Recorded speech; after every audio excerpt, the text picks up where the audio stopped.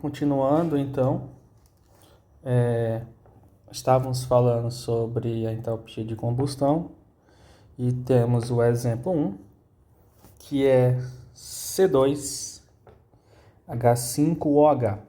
Essa fórmula molecular, ela representa a fórmula molecular do etanol em estado líquido e ele interage com o comburente, que é o oxigênio, produzindo CO2 e H2. Então, vamos relembrar.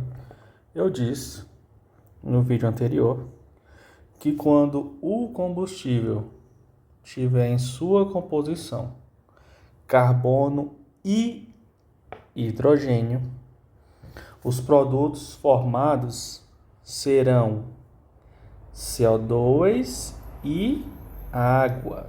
Então aqui é H2O.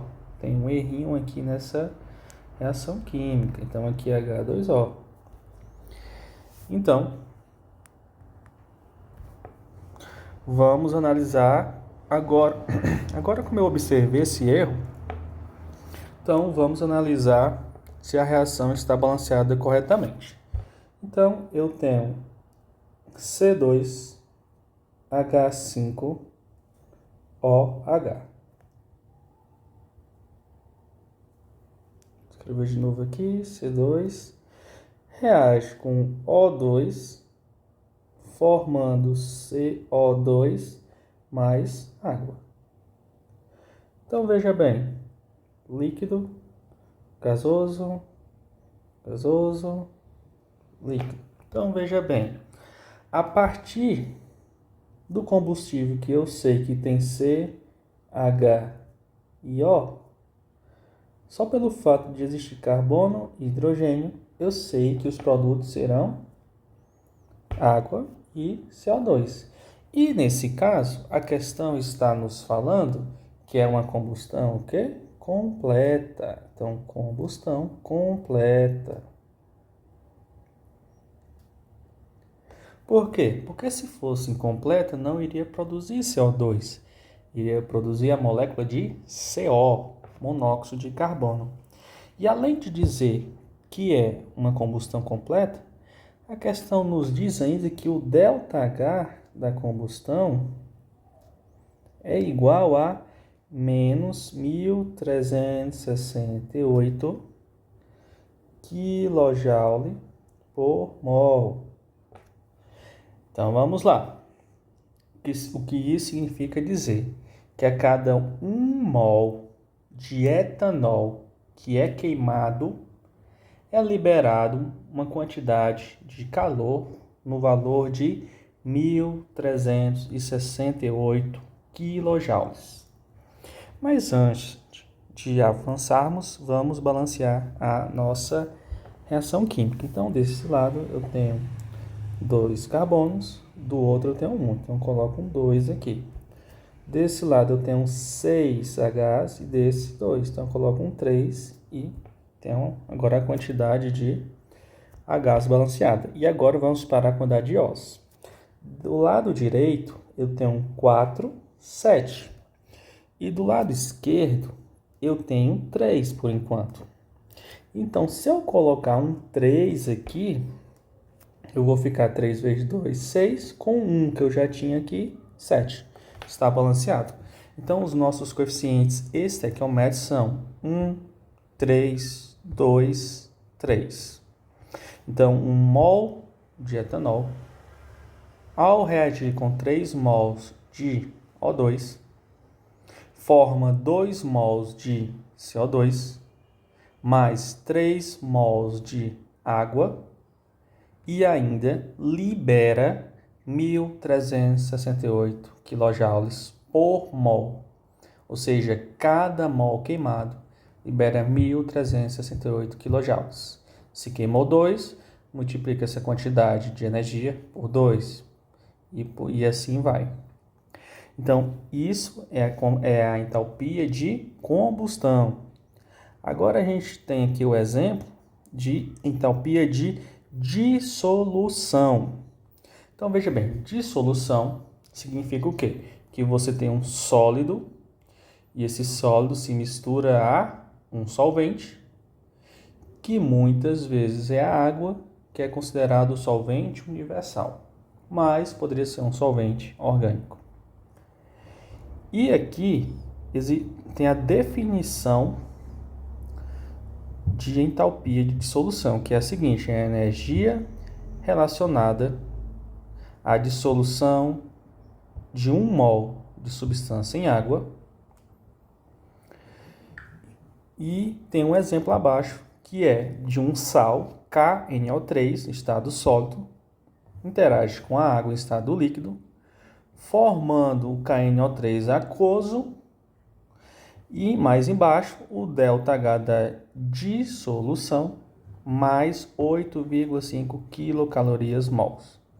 Então, o que significa dizer? Que você pegou um sal, chamado nitrato de potássio, você colocou na água, ou misturou com a água, em um recipiente, e ao acontecer esse contato entre esses dois reagentes, o sal ele vai ser dissolvido, né? Vai ser uma dissolução do sal, e vai liberar íons. E esses íons, essa reação é chamada de reação de dissociação iônica.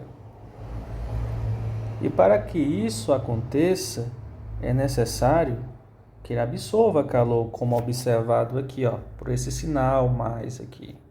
Então, quer dizer que para essa reação aqui acontecer, da forma que está escrita aqui, é necessário absorver essa quantidade de calor. Vamos só detalhar um pouco mais essa reação química aqui embaixo. Então, eu tenho o nitrato de potássio em estado sólido. O nitrato de potássio é um sal. Ele vai reagir com a água em estado líquido. Um sal, ao reagir com água, produz íons. Esses íons são produzidos a partir da dissociação iônica. Ou seja, o nome desse processo é dissociação iônica. E vai formar os íons K+, aquoso, mais NO3 aquoso. E ainda a questão fala que o ΔH da dissolução é igual a mais 8,6 calorias ou quilocalorias? Quilocalorias por mol. Então, veja bem, observando aqui a nossa reação química, o sal, a água e os íons do lado direito, a gente não consegue balancear isso, porque a gente não consegue visualizar os H's, para onde for H, o H, como fica, né? Então, a representação mais correta é o seguinte: a gente tem o KNO3 sólido. Quando se diz que mistura com água, a gente coloca a água em cima da seta. Ixi, tá difícil. Eita, de novo. Coloca em cima da seta aqui, H2O. E diz que essa reação é a reação de dissociação iônica.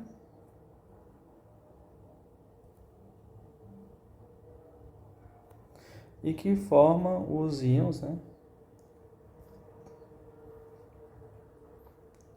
de potássio e nitrato.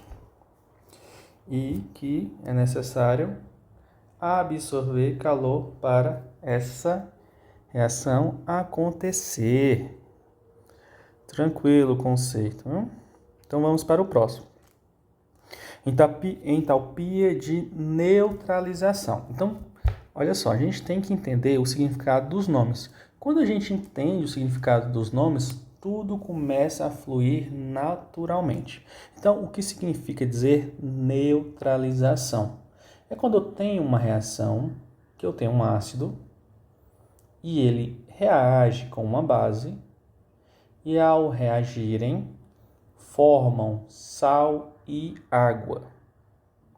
Então, para sabermos como se dá a reação, primeiro a gente tem que saber o que é um ácido, qual é o conceito do ácido. Então, o ácido, segundo Arrhenius, então vamos lá, aqui mais embaixo. Ácido, segundo Arrhenius, é um composto que tem em sua estrutura H e que ao interagir com água, por exemplo, libera H+. Então, por exemplo, aqui, ele vai liberar H+, mais L-. Então, o ácido é quem libera H+. E a base, por exemplo, é quem libera OH-.